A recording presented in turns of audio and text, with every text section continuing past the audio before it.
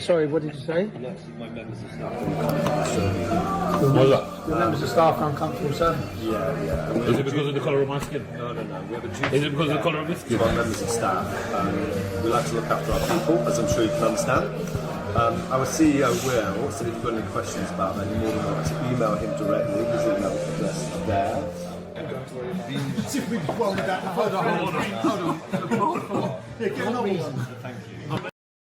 Developing today a growing backlash over the steak chain Hawksmoor, which decided to evict Tommy Robinson and his friends from their central London branch for absolutely no reason, but then claim, oh, this wasn't a political decision at all. You can imagine how much consternation all across the globe this story has received, leading to Hawksmoor now being branded Wokesmoor, with internet memes saying, we don't just serve steak, we also judge you on your political beliefs. Now, we're going to get analysis on this from Alex Phillips and Ben Habib in just one moment. But first, Tommy Robinson has now documented exactly what went down at the restaurant. It's fascinating and horrifying in equal measure. Watch.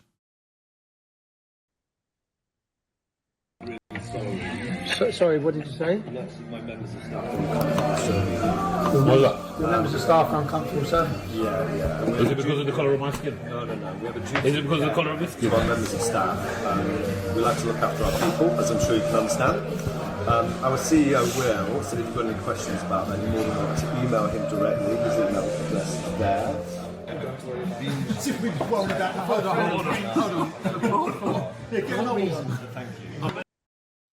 I mean, you can see they were absolutely shocked, as you would be. They weren't drinking. Actually, lots of punters had come up to them within the restaurant. There was no bad behaviour going on. And so Tommy Robinson decided to approach the desk to try and find out from the maitre d' what was really going on. In here you've said me multiple times, loads of times. No, I'm aware we've said it before. It really, as operators, so as restaurant operators, we have a duty to guests, to our staff, including you. I'm being discriminated against, aren't I? No, if you were drunk and disorderly, we would say, gentlemen, if you could make your way outside, our staff are not comfortable serving you. Yep. Our guests are not comfortable being around you. I'm not drunk, I haven't had an alcoholic beverage. No, I'm aware. This has got nothing to do with your politics or anything like that. What's this to do with it? It's just a duty of care. Also, to let you know, I'm a jobbing actor, so any footage you use, I will be invoicing. That's fine, what's the job in acting? That's a joke, by the way. Oh, okay. But what I don't understand, so when you say, because I haven't, But gentlemen, it's not going to change the outcome. Oh, okay. I'm really sorry. But okay, that's fine. It It has inconvenienced us. We've just sat here waiting for our food. We've been so sorry. But what I want to understand is, what reason? What's the reason why? As I said, many of my staff are uncomfortable. Many of my guests are uncomfortable. But your guests have just shook my hand. Two have asked for photos. Sure. But, so I have a duty of care to those people. Do you have a duty of care to me as a customer? Yeah, but you're no longer a customer because you're making your way outside. Because you've asked us, but you've got a duty of care for them. Why don't we say to them, if they have a problem, why don't they leave? Because I come in here regularly. If, as I said to you before, and I know you've got a copy of our CEO's card, who has said, if you've got complaints... And is it your CEO who made this decision? You'd have to ask him. You'd have to ask him. He's more than well... But you just, and a minute ago you said it's got nothing to do with my politics. It's got nothing to do with politics. So why am I being asked to leave? It's really about hospitality and our jobs to our staff and our customers. Your job's to the customer, I'm a customer. You've got 5 people, we're all customers. And you're hospital. Oh, Tommy's keeping his head there. He really is. I mean, I would be absolutely furious in his situation. He did eventually leave. Watch. When you said your duty is for hospitality for your guests. We were 5 paying guests sitting down having a meal. Not anymore, you're not. No, we know that. Yeah. But you said your hospitality is for your customers. Yeah. We were customers. Gentlemen, And you've said it's nothing to do with our politics. Gentlemen, I'm sorry, it's not going to change the outcome. Okay. I know what you're wanting answers from me, and that's why I've given you. Would you want answers if you sat down? You haven't given me one answer. That's why You've said it's not because of your my politics. boss's email address. He said you're more than welcome to engage with me. He is more than welcome to engage with you. However, for here and now, I have a restaurant full of people who I've got to look after. So I thank you, and I'm very sorry, and I hope it's not inconvenienced you too much, as though you're telling me that it has. I'm very sorry about that. But for now, I'm going to have to actually stop making way too far. We're leaving. I find it outrageous. I think you would as well. No, I understand. You are discriminating against us. No, I understand you're not very happy. Can we confirm then that we've been nothing but nice since we come in here to your staff? No, you've not been anything. There's not been a complaint to all of us. No. No. So there's not been a complaint. Okay. Thank you, sir. Okay. No problem. I hope you enjoy the rest of your night. That's Hawksmoor on Air Street. I find it outrageous. I think lots of people, I know they're customers because two of them have took photos and multiple people shook our hands since I've been in here. And all the staff have been very pleasant and nice. I find that insane, no? Now, what was so appalling about that is that as soon as the backlash begun, rather than standing by their decision, Hawksmoor tried to claim that it had nothing to do with politics. A statement from their CEO posted on X went viral after they wrote, "Our focus is always to give the best restaurant experience to the most people possible.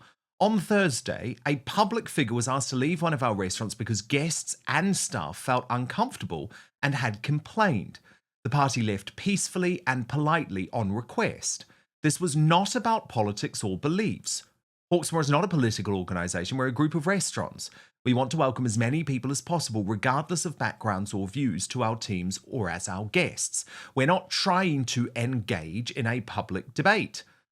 The team has had to deal with a huge amount of fallout from this, some of which is quite concerning. We would like to get back to focusing on looking after those people and our guests. Thank you to them and the many who have been so supportive." Will Beckett, co-founder and chief executive of Hawksmoor. But Tommy responded directly to Hawksmoor, writing, "How can you say it's not political when your staff or guests' issue could only have been with my political views? I'll be honest though, I don't believe it. Your staff were great. Other patrons were taking photos with us and shaking our hands, so this version just doesn't stack up. There's a lot more video footage to come, which blows this statement apart. We're working on the whole story now, so this is only just getting started. But the most worrying thing to me, if there was a group of Islamist extremists in there, you wouldn't have asked them to leave. It's only ever people that are easy to discriminate against that get discriminated against, and that's got to stop. Everyone's bored of this woke ideology. But either way, restaurants and businesses should not be political. We weren't loud, aggressive, or inappropriate, so this can only be my politics. Not only that, but it wasn't just me you unfairly asked to leave, it was my friends and colleagues. Will, I've asked for a conversation. Let's talk and address the issues together rather than you just putting out nonsense statements and making it worse.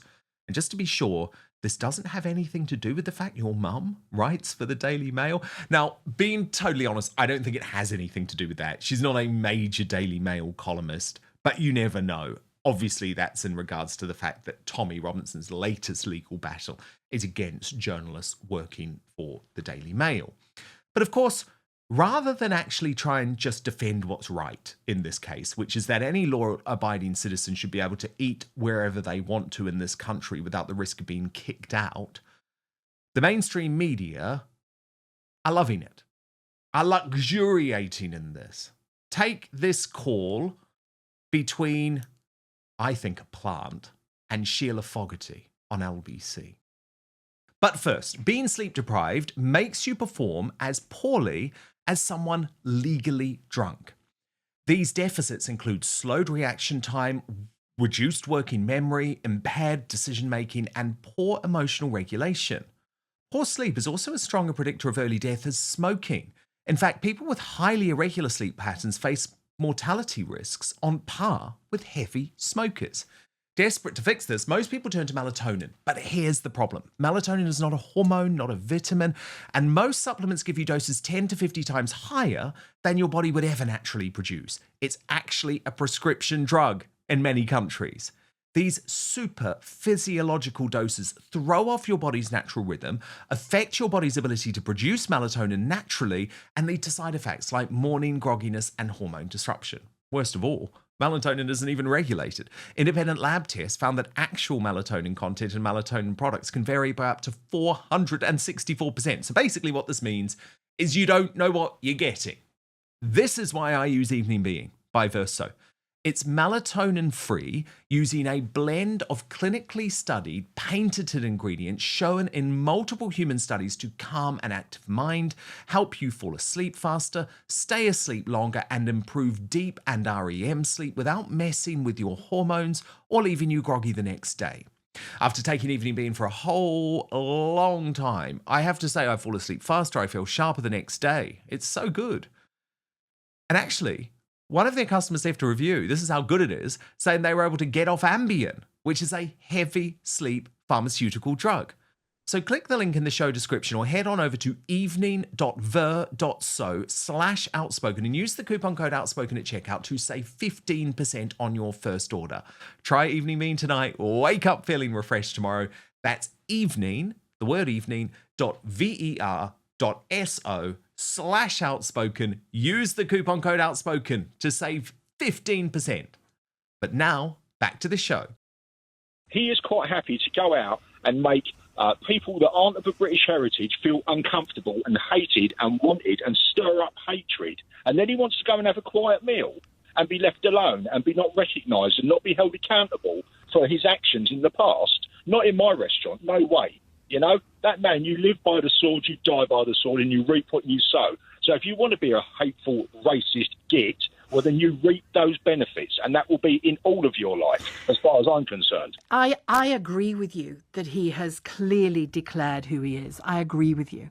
But not everybody agrees with us, Alan. They can disagree, but I'll tell you what, in my restaurant, it wouldn't be eating it, it'd be wearing it. You know, you live by the sword, you die by the sword, and that's my view. Oh, wasn't that just hilarious? Sheila Fogarty.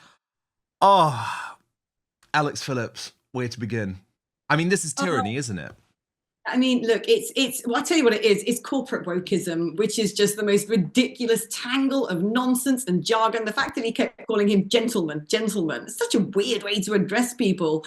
And I actually, you know, I'm going to be honest, I actually felt a bit sorry for that guy. I don't know the backstory of what went on here, but you could see he was clearly actually not his choice. To be polite. Yeah, he was.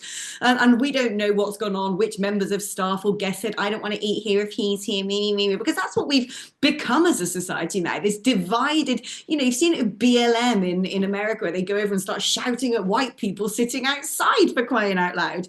And look, just to put things in a sort of interesting context, at the moment I'm trying to deal with my local pub because someone smashed into my car, which is parked opposite the local pub.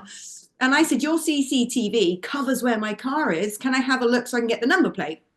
Can't do that. GDPR. You're not allowed to look at the footage.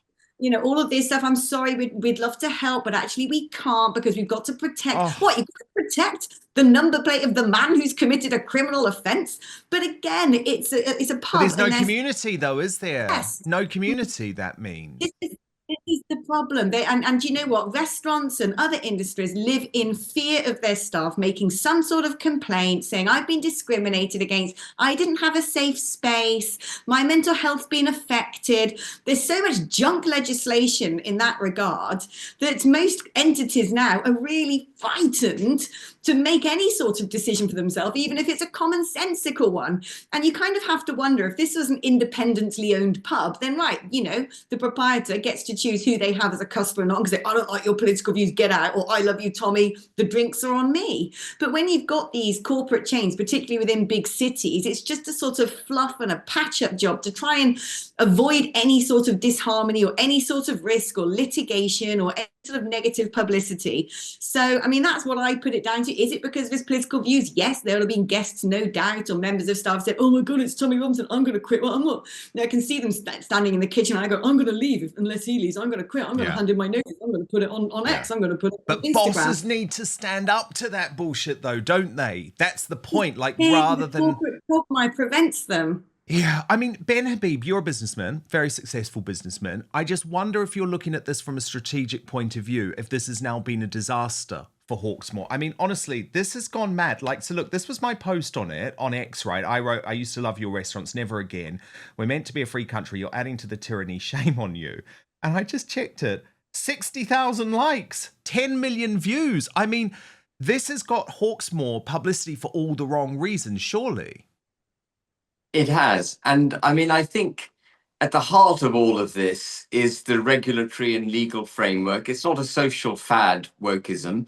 it's something that is government legislated through the Equalities Act, the Companies Act, various regulatory bodies that require those that they regulate to promote and protect and celebrate minority ethnicities, minority religious beliefs. And in this progressive discrimination, what has happened through our country in every institution, businesses, educational establishments, the armed forces, public services, etc., is effectively reverse racism, which of course is racism itself, which is racism against white people. And it's something that we need to be repealing. We need to get rid of all these regulations and all these laws which have introduced legislatively, as I say, racism back into society. And it was self-evident, I think, from the video you showed, that Tommy Robinson and his mates had not behaved badly at all. Not at all. If they were peaceable in eating their meal, then I think it's an affront to just civil society to eject them from the restaurant because of their political views. And the man on LBC who kept saying "live by the sword, die by the sword," I think it's ironic, really, because Tommy Robinson, I don't know Tommy Robinson, by the way, but I've never heard him advocate violence. He is a free speech proponent, and to use terms that are overtly violent, live by the sword, die by the sword. All Tommy Robinson, as far as I'm aware, wishes to do is to have the ability to speak his mind without fear or favour about the issues that concern him in his community, when in he his country. is probably, by the way, you're very right to point that out, Ben, because he is probably subjected to more death threats than virtually any public figure in this country, yet the left, as you say, more than happy to use that type of language. Tommy Robinson has actually travelled to the Bahamas, though, over the weekend to sit down with Patrick Bet David, one of the biggest US podcasts. I can't wait to watch it. I actually love PBD. And I was chatting with Tommy earlier. He said the interview went incredibly, incredibly well. And PBD has now posted on X, free Tommy Robinson. Love him or hate him, his message needs to be heard. So that is quite a coup. And then there was another coup as well with Douglas Carswell, the former UKIP MP, appearing on a podcast saying that he supports Tommy Robinson. He posted, or he said on this podcast, sorry, what does it say about society that the lad from Luton was closer to the truth on the grooming gangs than anyone else? When I heard he was thrown out of this restaurant, boy, it makes me on his side. Don't ever set foot in that restaurant again. He's the only one saying what needs to be said. And one interesting update on our story last week, which was about Ant Middleton, who had been rumoured to be the Reform UK mayoral candidate for London at the next mayoral election, speaking out in support of Tommy Robinson. Well, Howard Cox, the former London mayoral candidate for Reform UK, has weighed in on that, warning, "Hi Ant Middleton, good luck, mate. I was threatened with expulsion by Reform HQ if I showed more support for Tommy Robinson, which is why I resigned from the party after standing loyally for them in 2 elections. I then visited Stephen in prison and realised my decision was correct. He is not only inspirational, he is right." Thank you so much for watching Dan Wootton Outspoken. Please click on my face just to the bottom left to subscribe to this brand new independent news source and turn on the notification bell so you'll be alerted to our brand new live shows, uncancelled interviews, and special royal episodes. Outspoken is also now available as a podcast, so you can listen to the show every weekday on the go, wherever you are.